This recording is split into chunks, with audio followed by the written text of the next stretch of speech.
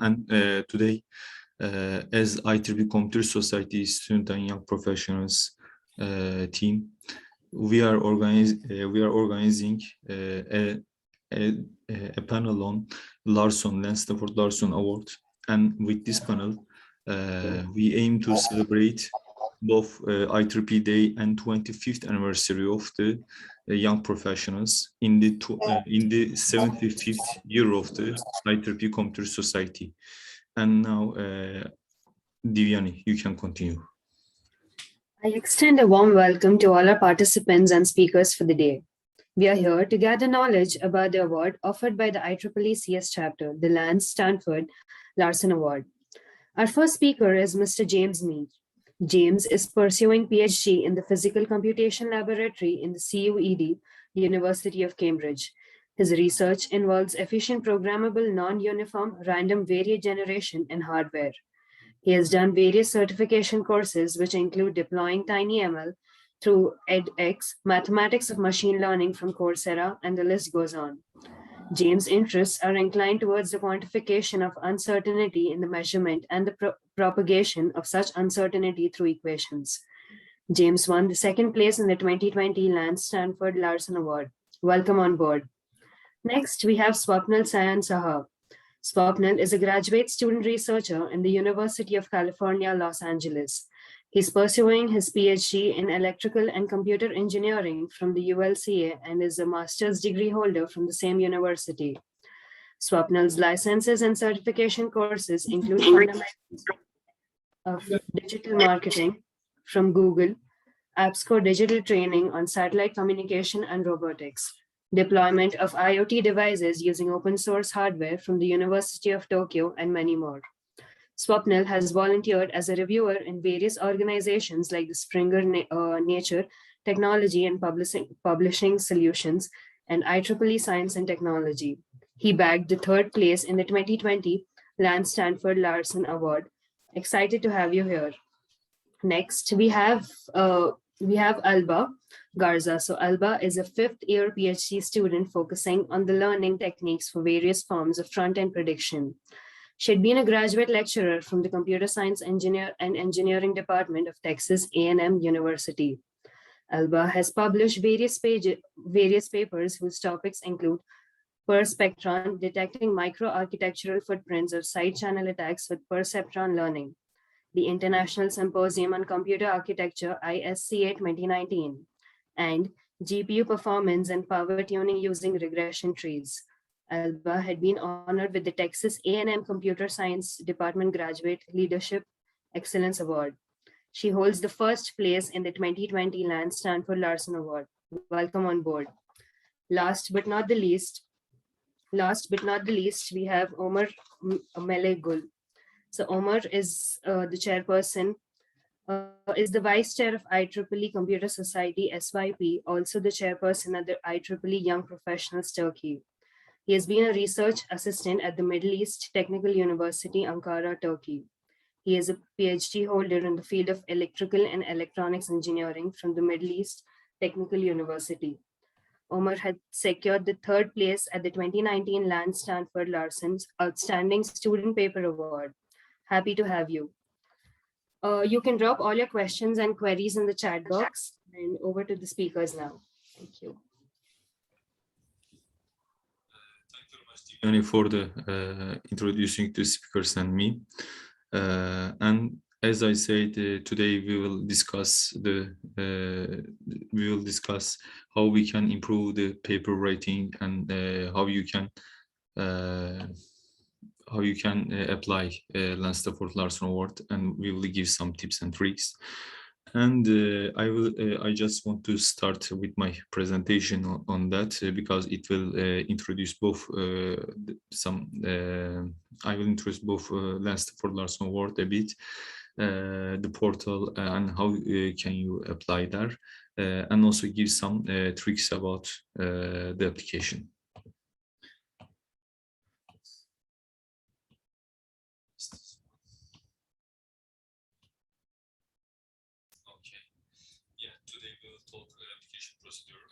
And tricks to Stafford Larson Award.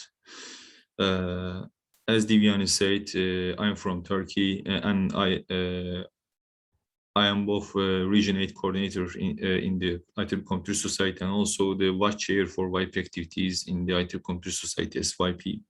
And you can reach me with this email. And okay, today we will talk Stafford Larson Student Writing Award. Here we consider this event mostly as a YP event, but also we want to give some tips, some information about information for the undergrads, because the undergrads are the young professionals of the tomorrow, and we also have some purpose of step by step. We consider that student transition and elevation process. Okay, in the Stafford Larson Student Paper Writing Award, we have grad category and undergrad category. And we will talk about the difference between the grad paper and undergrad paper and application procedure for the Larson Award. And I will give some tips and tricks for the Larson Award and give some general advices. When you consider the difference between these two categories, the learning and doing the research more differs much between the undergrads and the grad students. The Larson application are evaluated in two categories. And in the undergraduate category, the undergraduate researchers are generally younger and less experienced, and the undergrad papers are generally conference papers and shorter papers. As I see from the past winners, the papers are the length of papers are between 5 and 10 pages, and they are generally more experimental and or simulation-based papers. When you consider the grad papers, grad researchers, they are a bit older and they are more experienced in research, and the grad papers are generally journal papers. I say, for example, you can apply this award with you can apply this award. You can apply this award with IEEE paper, but you can also apply this award with a paper published in other publisher, for example, ACM or Elsevier or NDPI or some other publishers. The papers published in those publishers or Springer, those are also okay. So there is no limitation on the publisher, okay? But there is a limitation on number of pages, and it should not exceed 20 pages. So when you consider the grad papers, they are generally long papers, generally between 15 and 20 pages, but of course it may be less than that. And as I see, they are generally more analytical papers and focus on more fundamental problems. And I will talk my experience about Larson, and here and there I will explain more about the fundamental problems. Okay, what is the application procedure for the Larson Award? It has a very simple application procedure. First, you need to check the website to apply there. And this is a bit outdated because this year you will see 2021. And here you should see. Plastic खराब ना हो जाएगा. Could you mute yourself? पूरा ढका जाएगा उससे तो. उतार के नीचे रख दो वहाँ पे. उतारो ना उसको नीचे रखो ना. Okay, sorry about that.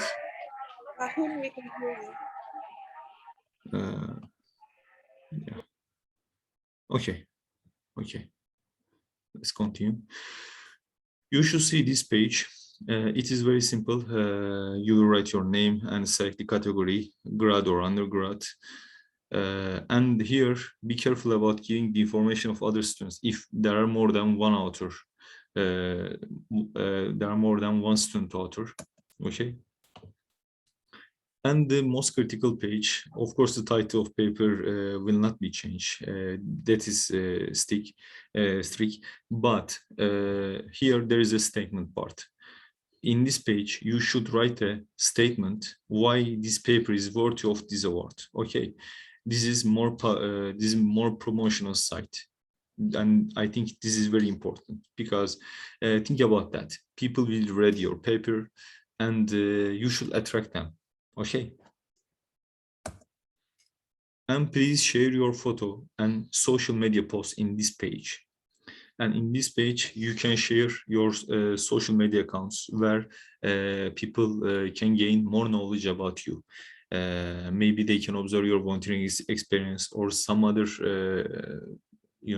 education experience or working experience. So it may be better to share your social media accounts, especially LinkedIn.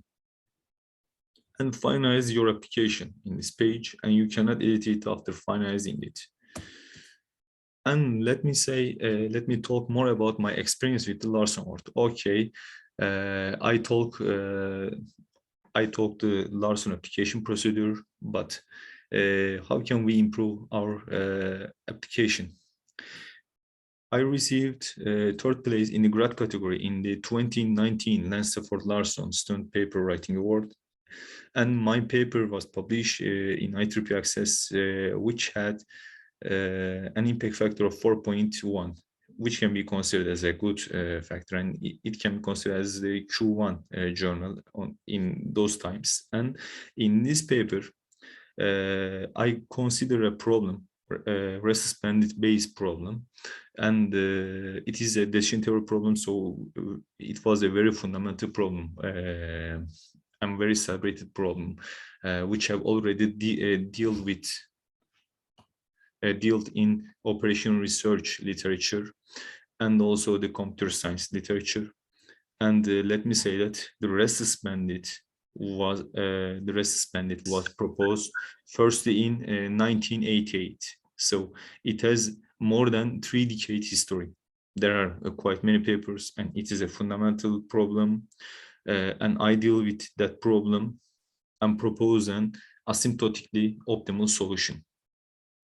And this paper, this work has a great application in the IoT era and Industry 4.0 era, because I deal with a wireless sensor network problem, which is which shows the fundamental part of the IoT, because you know that IoT is more based on the monitoring, and so wireless sensor network is very important.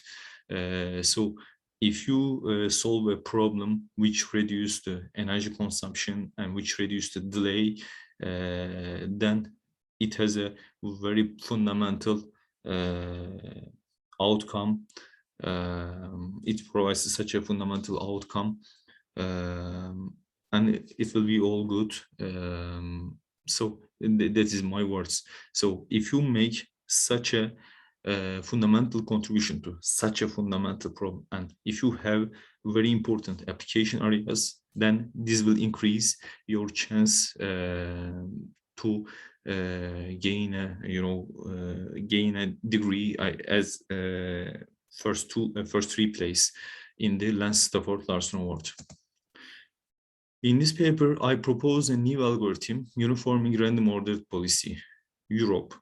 And here, I also want to show some other tips. Of course, you cannot change your paper, but you can apply this award this year until the end of this month. But in the future, if you consider to apply with some other papers, or generally if you want to take some advice about paper writing, I want to give some more tips. Giving all the necessary details of the novel technique in the pseudocode, I think it is very important. For example, here I give the initialization of the pseudocode of this uniformly random ordered policy algorithm. And here you can see the pseudocode. But even you give this one, people may have difficulty to understand that.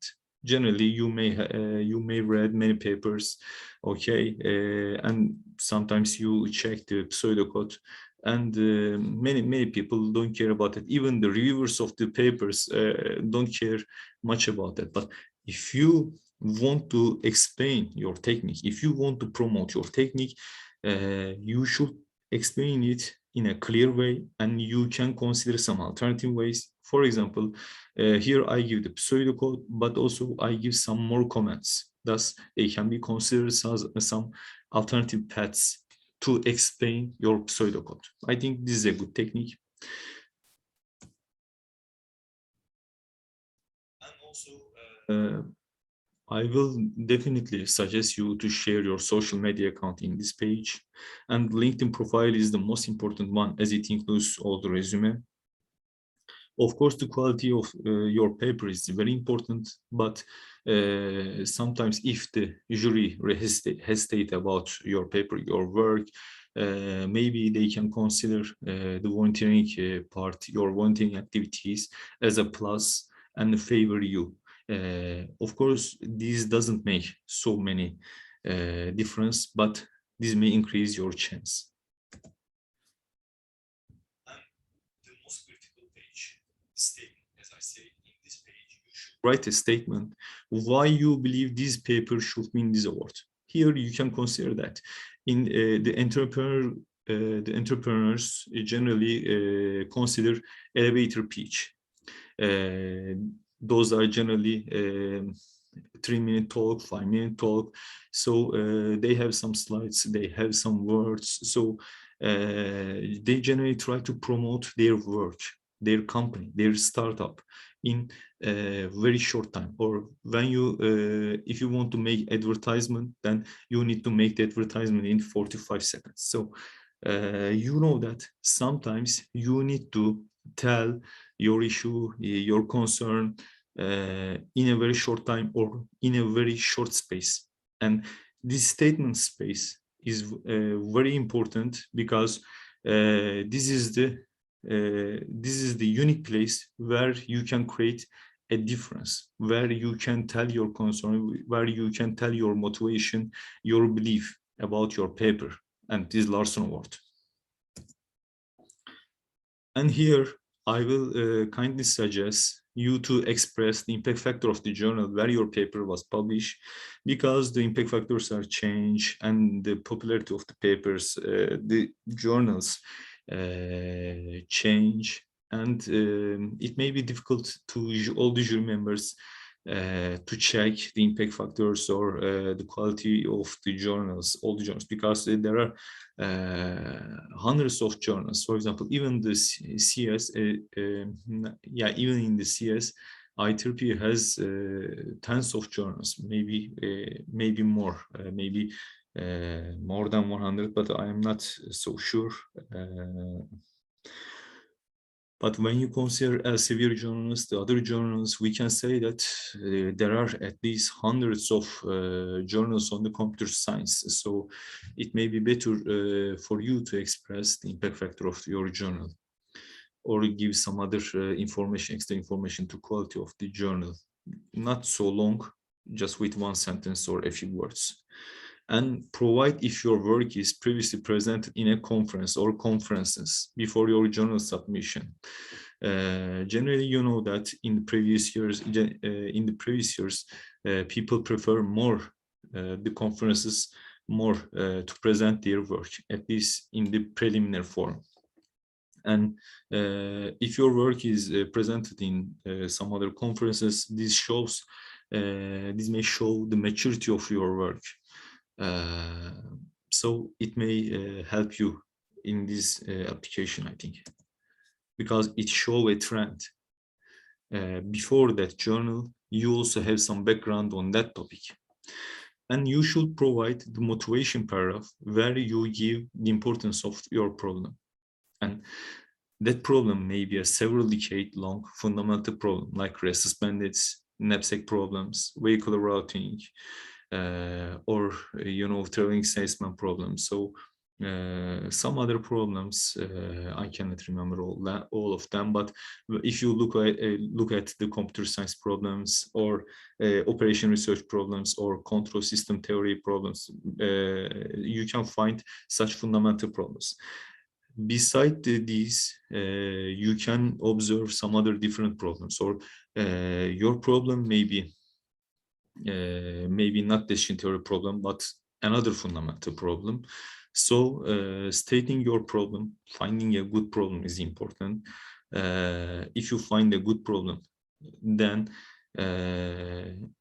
it may be easier to position your work in the literature, because if the problem is clear, then you can look at the related literature and you can propose your work. And if the quality of your work is great and publish, then you can be a great candidate for this Larson Award. And motivating the significance of your problem with the paradigms such as IoT and Industry 4.0. Okay, you solve a great problem. That is good. You give some article background. That is good.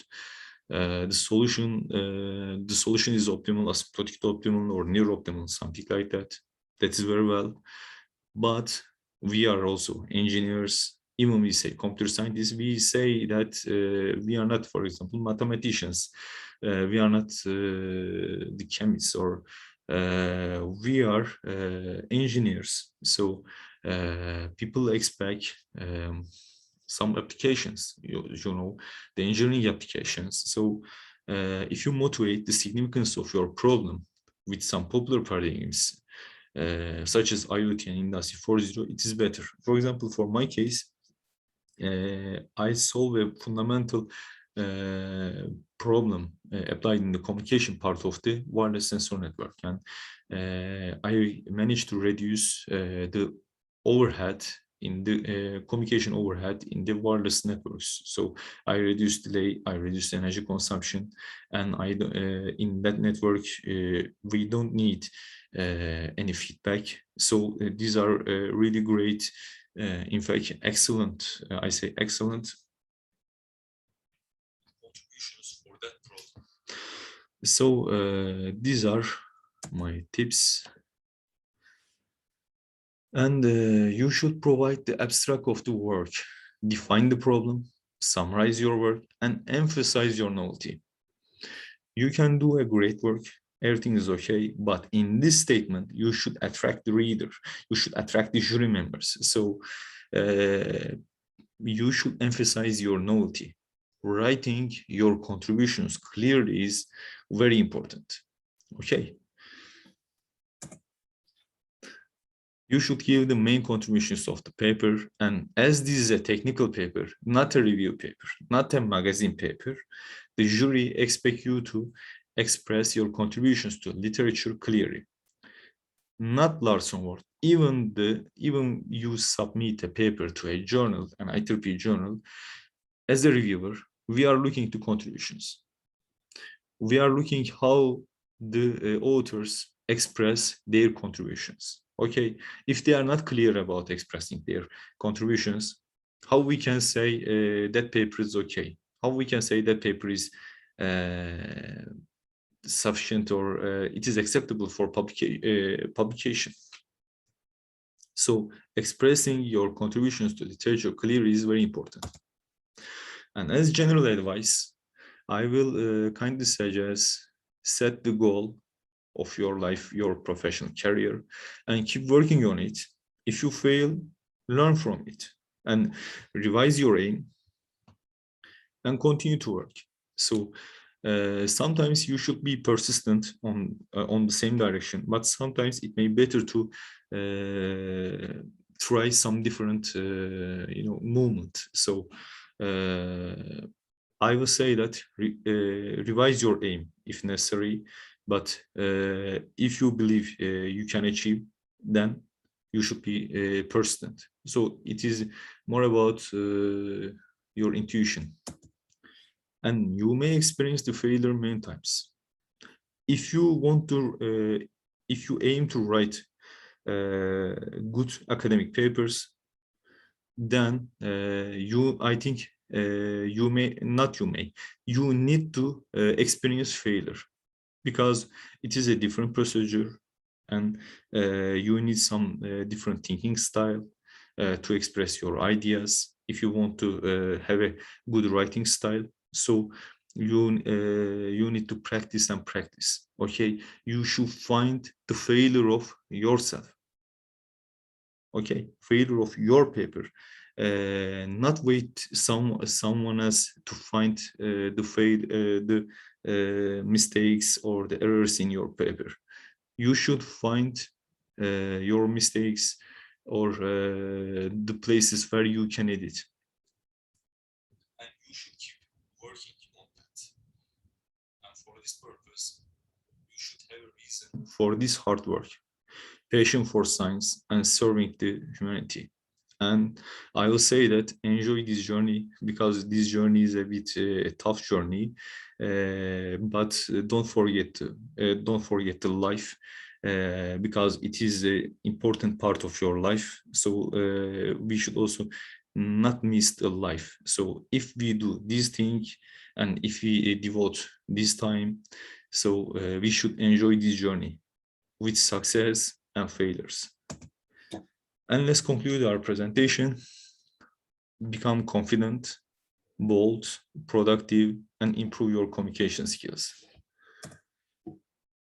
And I want to thank you, Kerry Crosby, because when I applied Larson Award, he gave me some introduction about that, and he is a very helpful guy.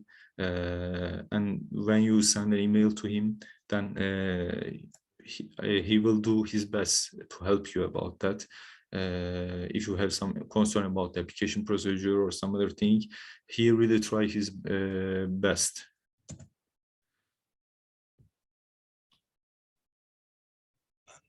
I also want to give a little information about that. In IEEE CS, we have scholarships outreach initiative. We have RAM and UPE help desk. These are the scholarships for the students, Richard Merwin and UPE scholarships. And we have some outreach ambassadors, and we have some scholars as mentors in this initiative, and some webinars. And these are some numbers. They have 25 outreach ambassadors and 23 help desk mentors. Maybe in the Larson we can consider this help desk. And there are 60 plus, more than 60 application submissions and 12 scholarship winners in this team.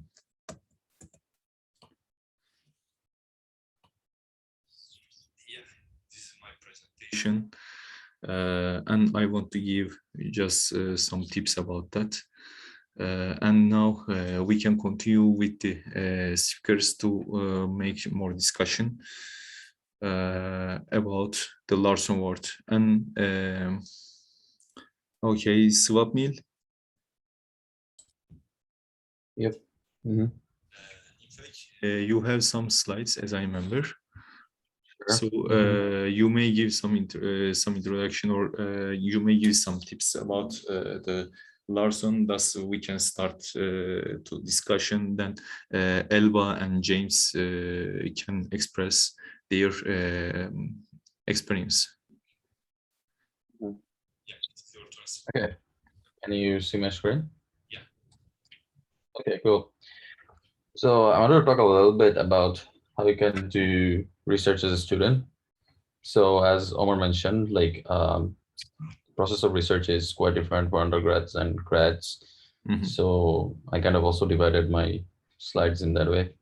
So when you're usually an undergrad, as Ömer said, you're a little bit more inexperienced, and most of your ideas, I mean, you really want to like change the world and stuff like that.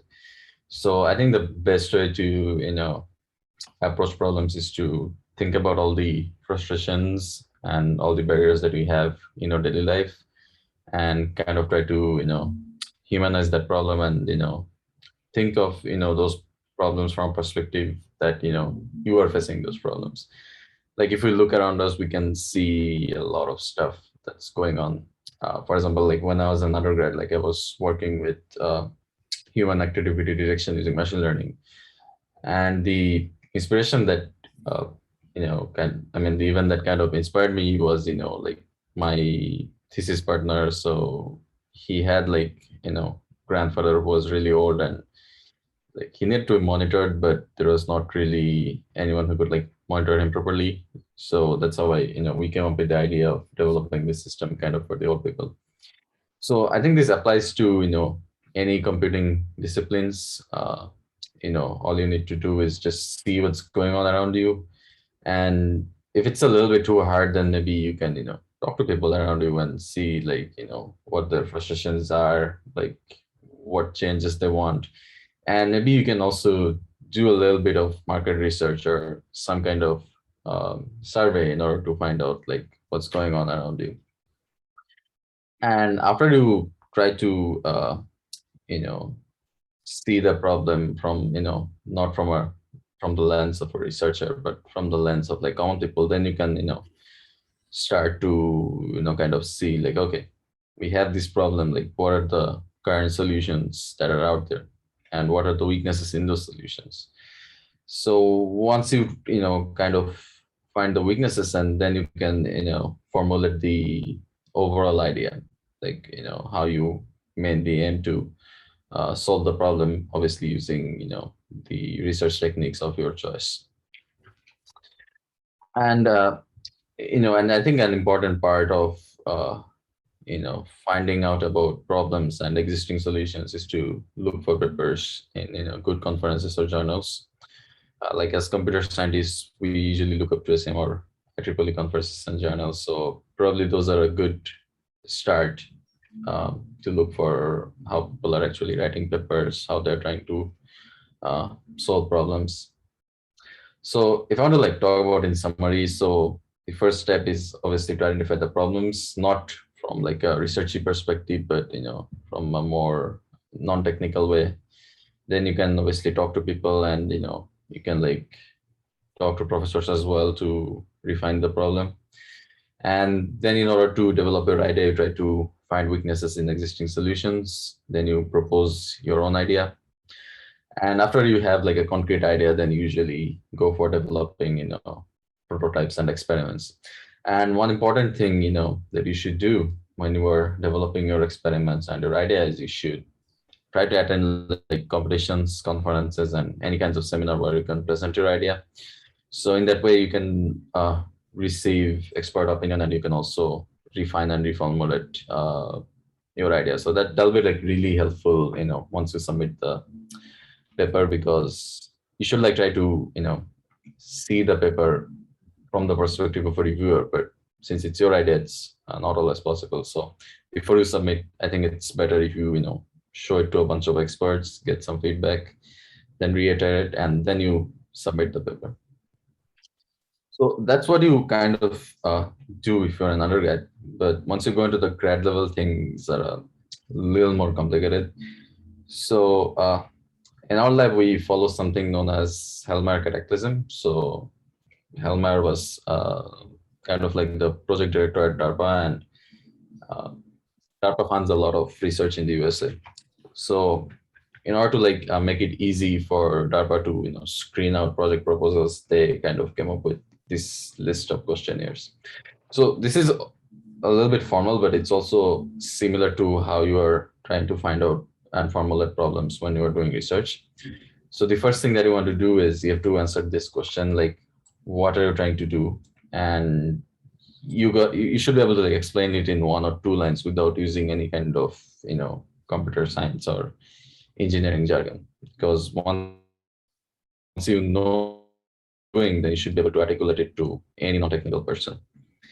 And then you should try to see like what are the existing literature, like what's going on in the field, what are the limits of current practice, and what are the weaknesses of what's already out there. So as I mentioned earlier, like this is where you kind of try to formulate your idea.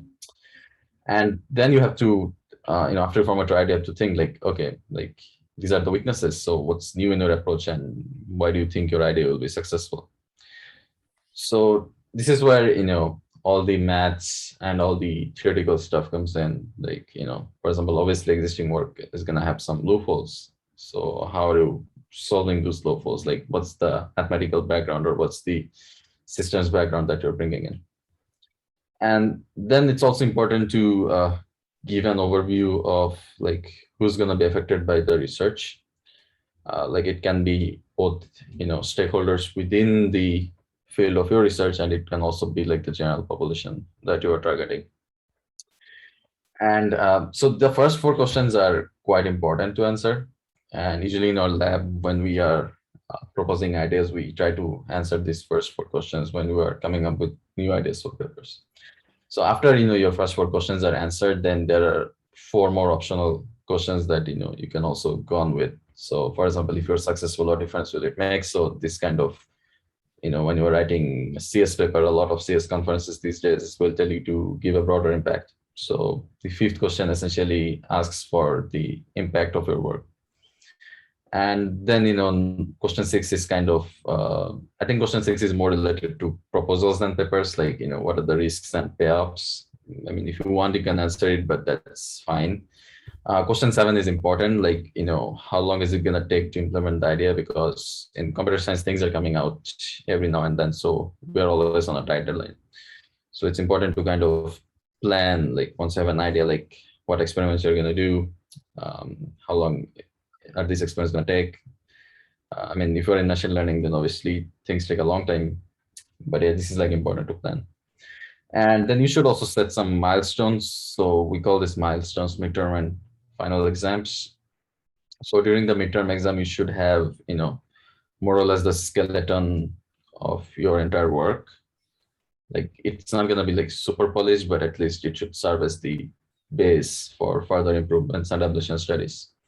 And then finally, when you are, the end of your research, then you have to kind of see what are what extra metrics and application studies you need finally that you want to put in your paper. So yeah, Omar, I think that was that from my side. So yeah, if anyone has any questions, they can just ask me. Yeah, thank you very much for this presentation. In fact, it gives some different perspectives from the researcher. In fact, I think we need we have already spent some years some few years in research, but we need to learn more and more. Even I observe that there are some professors who learn and who start new topics, new research fields in their 60s, not 50s, not 40s, 60s. So research is really interesting part, and as I see, it is much different from the classical courses. I say this one, okay, you need some information, some pre-information to start research, but the research itself based on some knowledge, but also based on the passion. So if you have a passion to do some research, then I kindly suggest you to follow your passion. So this will help you not only making the research, but also in the other parts. So Elba, if you want, then you can give some perspectives on your research. Yes, and what I wanted to share with everybody is not so much the research itself, but presenting it. One thing that has really stuck with me for a long time now was my 6th grade math teacher. So I was around 11 years old. He told us a story of 2 mathematicians, and they had relatively same ideas. They were in the same field, and one was Albert Einstein and the other one whose name I don't remember. And that's the point, because if you can't give your ideas, if you can't present them, if you can't put them out in the world in a way so that people understand them, it may as well be like they don't exist. So in order to have your work be influential, you have to present it well, and you have to give the ideas well. And Swapnil actually made a good point in his presentation of, what are you trying to do? Can you tell me what you're doing in simple terms? And for example, my husband, he has a PhD in chemical engineering. So he doesn't have any idea about what I work on, kind of ish, but he helps me by reading papers. Yeah, he's a secret, nth author. People have a lot of these who read the papers with you or help you develop the paper, but they're not technically an author. My husband is one of them. And even though he is chemical engineering and doesn't understand anything of computer science, hopefully by the end of that paper, if it is written well, he gets the point, he gets the idea. My work, for example, was on replacement policies in page tables. And the only page table replacement policy that really exists out there is random replacement and least recently used replacement until CHIRP, which was our paper. That's why it was kind of different, because no other work had been done. So we emphasized that. We emphasized least recently used and random replacement, the cache replacement policies that you learn in computer organization way at the beginning. That's all there is. And we're presenting this as something new, something novel. And even though he didn't really know what LRU was, and even if he didn't know what, well, he knows random replacement, but if he didn't really know about caching, this paper signified and told him that, yes, this is important, this is new, this is novel. And that's what you need to do when writing your research. Swapnil focused a lot on developing your ideas, creating research processes and how to go with it. My advice is on how to sell it, how to present it, how to put it out there in the world so that people actually listen. So what I would say is grab a friend. If you write a story in your research paper, your friend should be able to follow, especially you have a friend who's maybe not in your field in computing, but maybe they're in a related field. Your paper should not have them lost. If at any point they're reading and they get lost, or they say, what is this? I'm suddenly lost. That's a trigger for you to say, oh, maybe I need to move things around. And my husband was very useful in that, because even though he didn't know terms X, Y, and Z, the way I described them should be a story. So even if you don't know those variables, it should still make sense.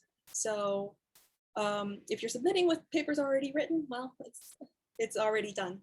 But if you're still writing one and you're hoping for it to be a Stafford Larson submission, keep that in mind. The writing is the most important. You can have great ideas, but if you don't know how to tell them to people, if you don't know how to explain them, again, it's like they didn't exist. And that example with Einstein and his competitor that Mr. Moore told me in 6th grade, I will never forget that. And I try to exemplify that in all my writings, because if I'm not heard, it may as well be like the research isn't there. Thank you. It is really great words, and I think you emphasize the importance of the writing style very much. I will have some words about that, but I want to give the turn to James, because he waits a bit long. Yeah, James, I want to ask your experience about the research, not only research experience, but also your writing style. Because here in the Larson, we don't only consider the content, but also the writing style. What will be your advices? Yeah, so I sort of prepared my advice assuming you already have the results. Maybe you already have a draft and you're just interested in improving the style. So I guess the first thing to bear in mind is who you're writing for. I think in undergrad and even early in your PhD, you're writing for people who are paid to read your work, right? Like your professors and things like that. These people, they're paid to read your work. So they're paid to look and see and see if they can find the technical details and understanding in your work. But the reviewers and presumably the people who review for this award, they're not necessarily paid to review your work. So they, you have to make their job easy. You have to make easy and even enjoyable to read your work. Even if the technical content is good, that's kind of not enough. You have to really make it easy for them so the writing's clear and they'll be happy while they're reading it. And maybe, you know, if you give them happy feelings while they're reading your work, chances are they'll be more likely to accept or to give you an award. And also I think this clear writing will help you with sort of clearing up your thoughts. There's a quote, I forget who it's from. It says that clear writing is the symptom and cause of clear thinking. And I think that's true. I think I haven't really been as clear as I can be on a lot of my work until I've written it down and tried to sort of think about what I really mean.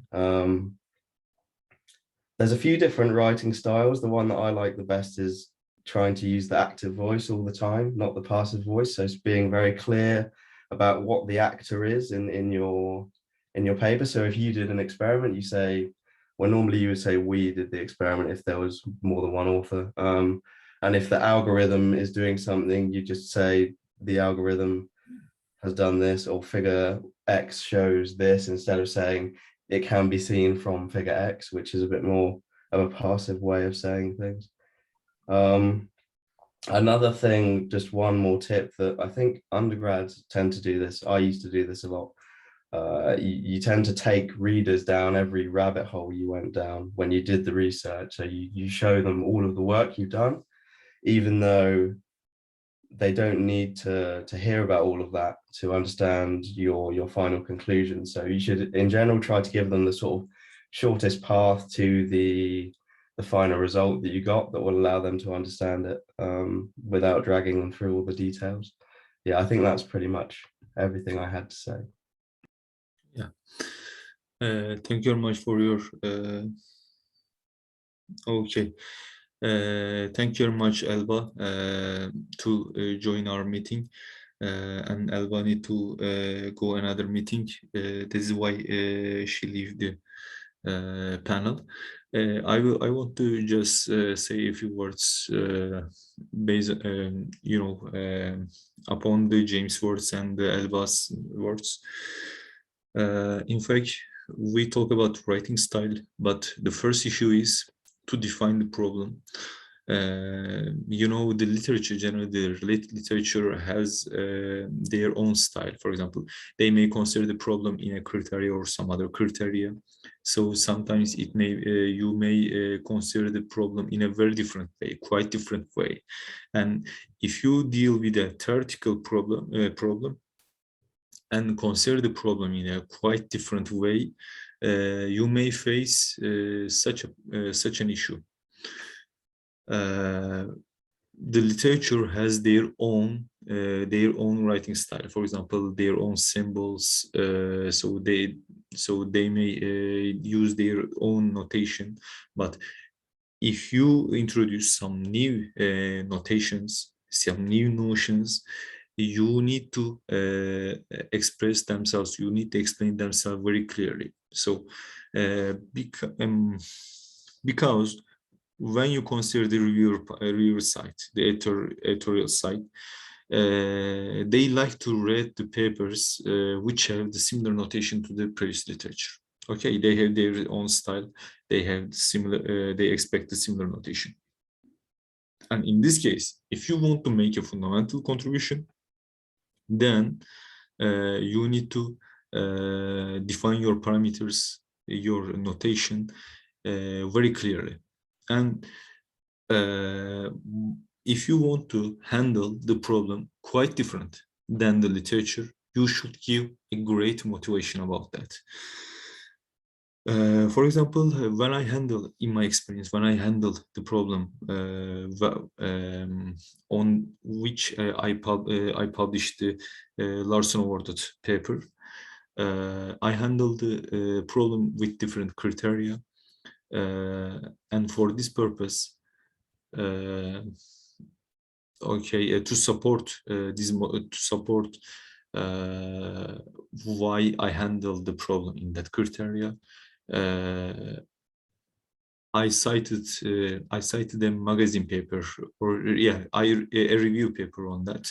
Why I say this one? Because you need to give an engineering motivation. There was a paper which gives some engineering results, some implementation results, and based on those implementation, some real life, some practical results, I modeled the problem quite different from the related literature. So I modeled the problem quite realistic. Why I say this one? I did this one at the beginning of my research career. So if you start your research career and if you are an early career researcher, then you may hesitate to deal with a fundamental problem or a very hard, tough problem. What I say is, don't afraid about that.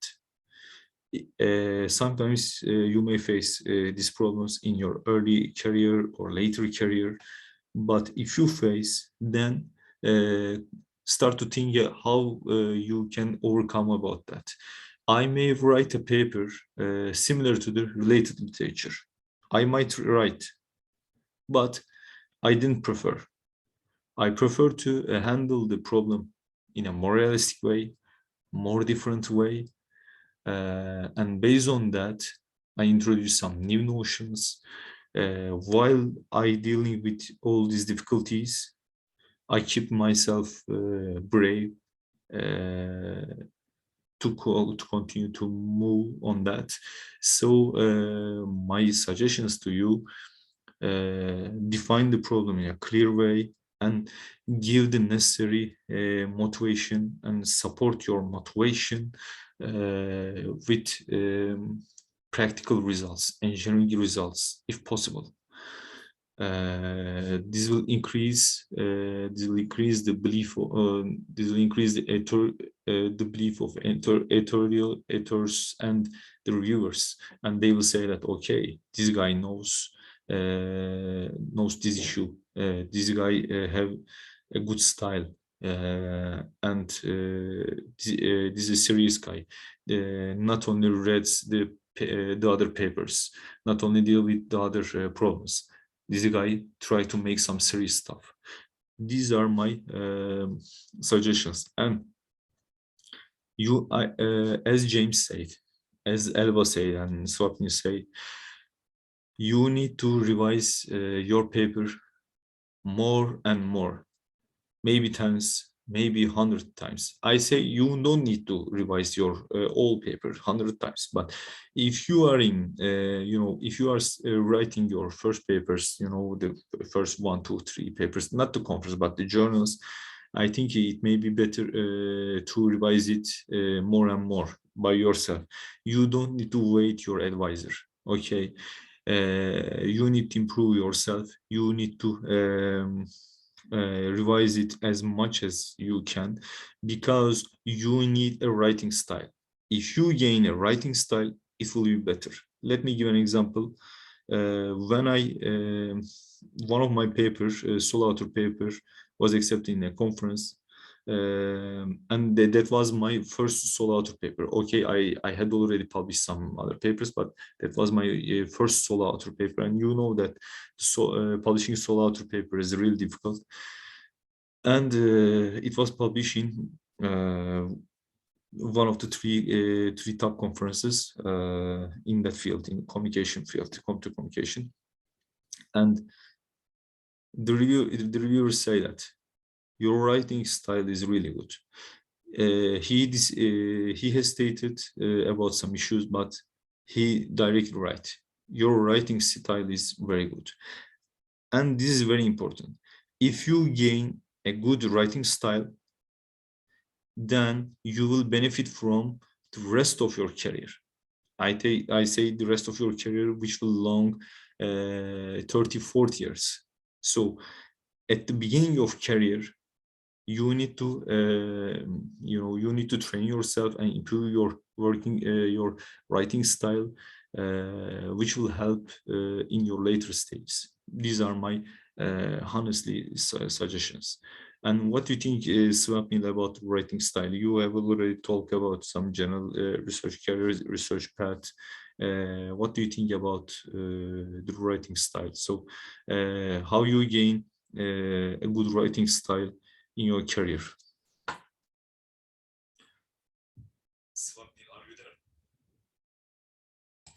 Yeah. So I think that, yeah, as you already said, like, thing that I've seen is that, once you first write a paper, you should be ready to, like, edit it more and more. And it's also important to look from the perspective of the reader. So as my advisor always says, like, your paper should be self-sufficient and there should not be any logical holes in the paper. Like when you write something, like, try to read it from the perspective of reviewer. Like, sure, I mean, it's your work, so you know a lot of stuff about it, but that might not be the case for the reviewer or the reader. So try to see whether like all these sentences that you're writing, like whether they're logically connected and whether the flow is good or not. And obviously, a lot of people are gonna talk about proofreading. I mean, that's obviously part of the writing process, but before you do all that, I think it's important to establish the flow and establish the writing. So there's this one thing that we tend to follow. So it's called that when you're starting to write, obviously a lot of us get stuck, we procrastinate, and we kind of leave it out at the end. But we should like keep it in mind that first drafts are always going to be bad. Like, it's not going to be what you finally submit. So we should just keep on writing when you are just writing the first draft. Like, it doesn't have to be grammatically correct, it doesn't have to be coherent. You just get all the ideas that you have in your head out there, and then you slowly build upon that skeleton that you just created. So I think, as Ömer mentioned, like, it's very important to keep revising your paper and keep rewriting it. Like, whatever you write first, that's not going to work. What about you, James? You have already talked about that, but for example, sometimes people hesitate about even the appendix. For example, when you are at the when you are at the beginning of your career, you want to put all the information and don't want to use any appendix. For example, when I submit my that paper first time, I put all the stuff in the main the main body, but when I revised it, I put them to the one third of the paper to appendix, and it increases the readability of the paper. So because sometimes people don't want to read your proofs. In fact, even the reviewers don't want to read your proofs. Sometimes they may wonder, but if they don't wonder, then they don't want to read them. So what do you think about them? Okay, we talk about revising the papers. Okay, we talk about emphasizing the contributions. And what are your tips to write the paper? Maybe it may be related to abstract, it may be related to introduction, or maybe explaining the novel part of the journal. I say novel part where you explain your novel technique. What do you think, James? Yeah, so the way I like to do things is when I first write the draft, I'll write anything and everything. I won't try to make it good or pretty or nice. I'll just write my ideas down. And once I've done that, I'll try to sort of, I guess, cut. There's a saying that says omit needless words, which basically just means cut out everything that's not needed. So then I'll go through and I'll do that. I'll try to remove everything that is sort of repeating myself or isn't fully needed for the story I'm trying to tell about the idea in my paper. And then after I've done that, I've cut out those parts or perhaps move them to the appendix. Then I'll sort of focus on refining the text and making it clear and fixing the grammar and spelling and I guess like sentence structure issues and things like that. Yeah, in fact, even the the grammar spelling may be tolerated by reviewers up to some point, but especially the connection issues is important because sometimes when we review the paper, I saw some papers, there are some proofs, there are some stuff, but there are a bunch of some technical stuff. I say bunch because there are not much connection. Sometimes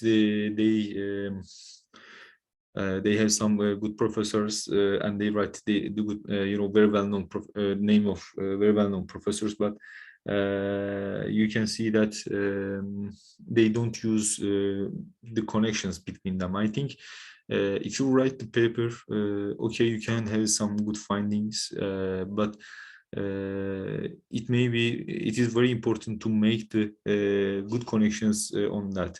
And think about that. People even don't read many many blogs. I say blogs, the internet blogs. Some people write some technical stuff.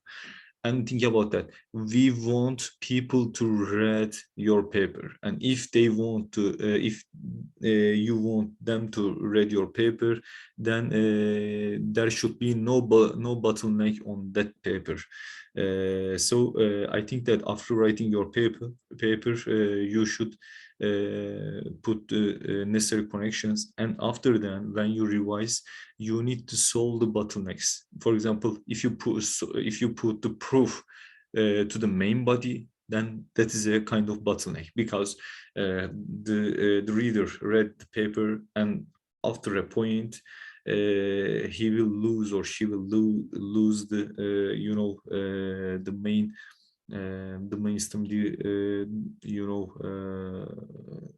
what's going on. So they may confuse on that. So avoid this type of bottlenecks. Or sometimes they cannot remember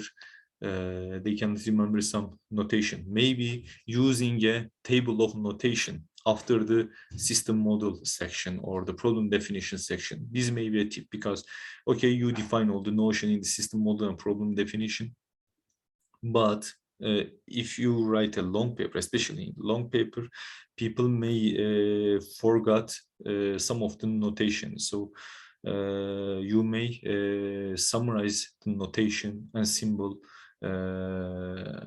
before you start your novel, you're explaining your novel technique. This may be a suggestion. And James and Swapnil, what do you think about abstract? Do you have some style or style about abstract? I say because some great professors, early career researcher professors, care it very much. And in fact, there was something like that.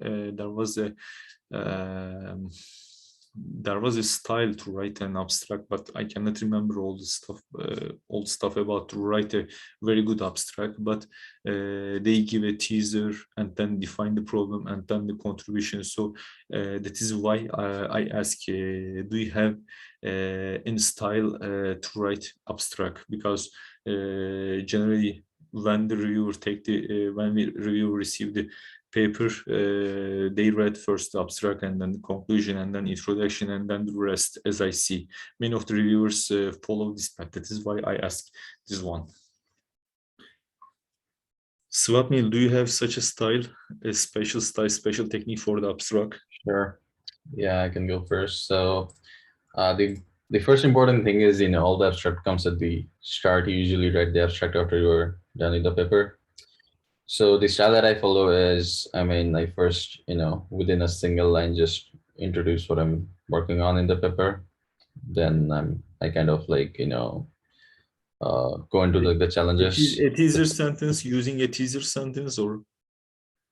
Yeah, yeah, like, exactly. Like the first sentence should be something like that, expresses why, this thing is like important. For example, if you are working with, TinyML, then, you should like, keep something like, there's a bunch of IoT devices that's out there and we need to run AI at the edge, stuff like that. You try to give like your broader impact using a teaser sentence, and then you go on to the challenges. Like, however, then you kind of try to very, concretely say that, this is the problem and, this is why it needs a solution. And then you immediately go into like, in this paper, we present our system, and then you give like short details on, the methods. Obviously, you don't want to be too technical or, too broad in there. Like, it has to be like super small.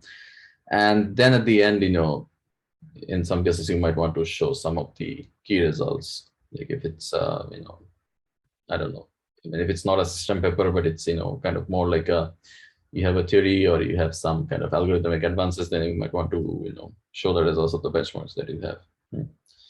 That's kind of like the general style that I follow. I think James can give more insights on what it is.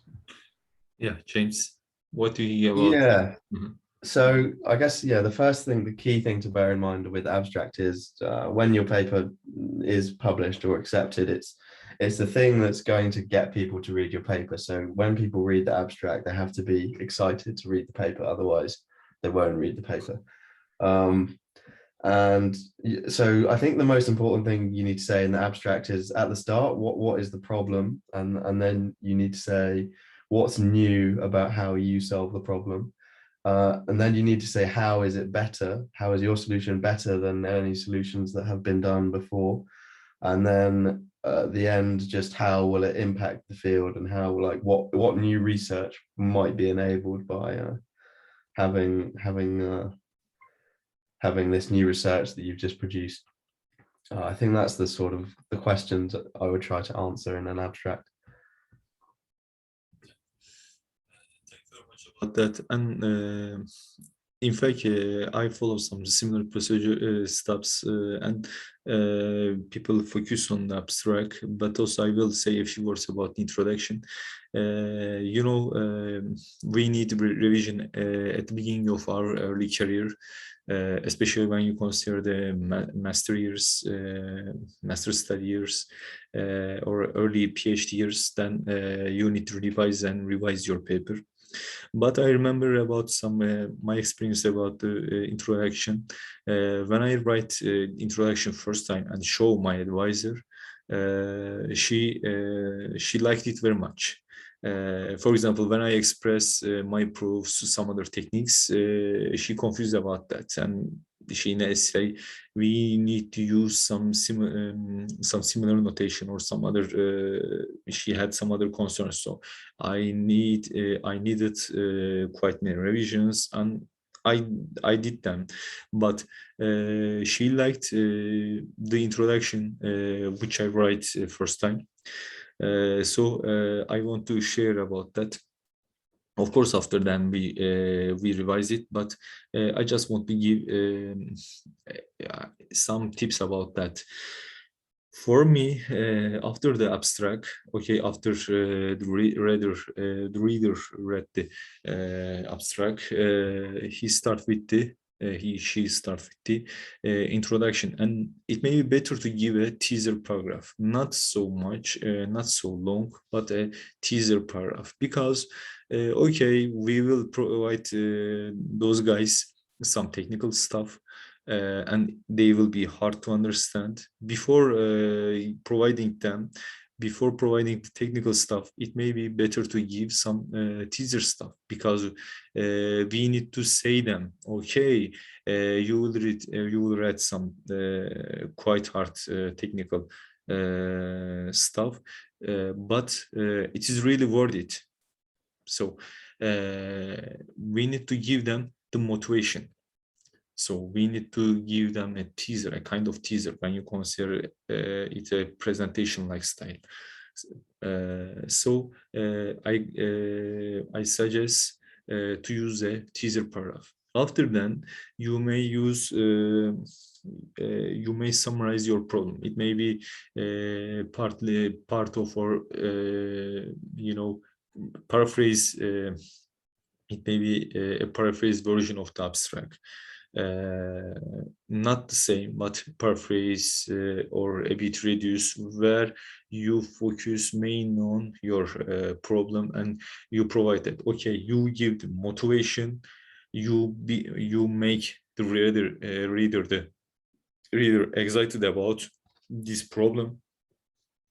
For example, you use some IoT stuff, some Industry 4.0 or 5G, 6G, or some other concerns, AI or cybersecurity, blockchain concerns, and give some motivation in the first paragraph.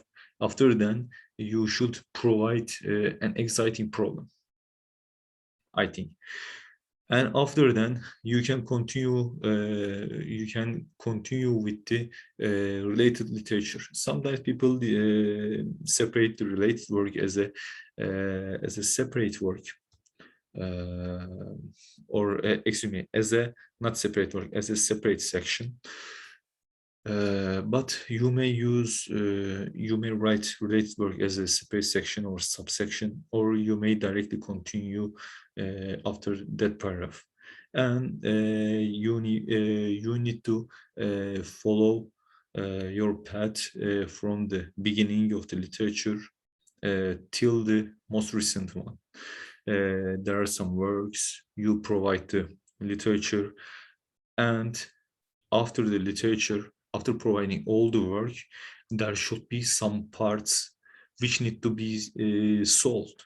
Because if everything is solved, then no one needs your work. But people need your work because there are some problems waiting to be solved. So we should consider, we should provide that that thing, the missing parts in the literature. After then you can continue your work with your main contributions as a subsection, and then the organization of the paper. So this is my introduction style. I will not, in this webinar, I will not talk all the parts of the paper because we just want to give some intuition, some tips, some tricks about writing a better paper, improving your paper writing style. But it depends on your the content of your work, the quality of your work. So of course the quality of work is important, but even considering the abstract in a different way, introduction different way, or considering some other issues like writing and explaining your technique in a better way, or using a table of symbol and notation, or maybe using some figures to explain your techniques or some other special case. These are some tips. And of course, James and Swapnil give some other tips. And Elba had already talked about her experience, her research experience and tips. These are just some tricks, tips. And the best thing is to work after listening these tips, think about that and try to apply for your career. And based on your experience, you will find your own tips and tricks, I think. Yeah, these are my words. And thank you very much, James and Swapnil, for this great panel discussion, and Elba to join us. And I want to ask your last words about the Swapnil and James. First, I want to ask Swapnil, what do you think? What will be your final suggestions, advices to the researchers and the Larson candidates? Sure, yeah. First, I want to thank Ömer for organizing all this. And if you want like advice, so I think it's important to enjoy what you're doing. I mean, if you're not really deep into the problem that you're working with, then probably it's not worth working with it, because yeah, I know that research and doing a PhD is stressful. So I think it's important to be really passionate about what you're working on. And I think like even when you think that okay, like my problem might not have that big of a research contribution, I think writing the story in the paper is equally important. And I think whatever everyone does, like there is obviously some kind of novelty that's gonna eventually come out. So I'll just say the participants should just go for it, like whatever problem you're working with, just be passionate about it. And I think you're gonna have like great publications and great research at the end. What about you, James? Yeah, I agree with what you said about the needing to include in the introduction the motivation and some small example very early on to sort of make people realize, one, why they would care about your research, and two, one small problem, how they can directly see how it's applied, if it can be applied. Maybe not always it can. I would tend to, I don't think this would work for all fields, but sometimes I'd put the related work right at the end of the paper, because I don't want to tell people things that already have happened and things they already know. I want to tell them the new stuff like straight away. Yeah, I think, yeah, that's pretty much all my advice. Sometimes if the writing is hard, you can put it down for a while and come back to it and revise it later, if you have time. But that's, yeah, that's pretty much everything. Your valuable time and joining us in this great session with you. And as IEEE Computer Society SYP team, we are very glad to hold this great panel discussion with the two 2020 Larson winners, Elba, James, and Swapnil. And as the vice chair of IEEE CS SYP, and also a past Larson awardee, I'm very glad to hold this session with these great speakers. And we organized this great event to increase the awareness about the Larson Award, and also increase the awareness about the writing style, how much important to improve the writing style of academic papers. And we also aim to celebrate the IEEE Day and the 25th anniversary of the young professionals in the 75th anniversary of IEEE Computer Society. So thank you very much for participation of this great event, and we wish good luck in your future applications about our Larson Award and other CS scholarships. Thank you very much. And if you have any questions, you can ask or you can send an email to me. I will write it chat. omgul@ieee.org.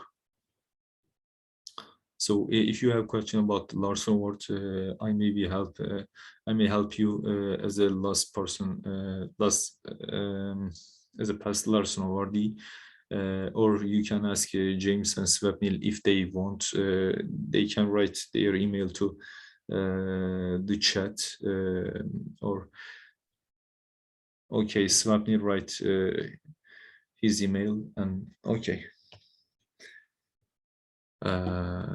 Yeah. Do you have any question?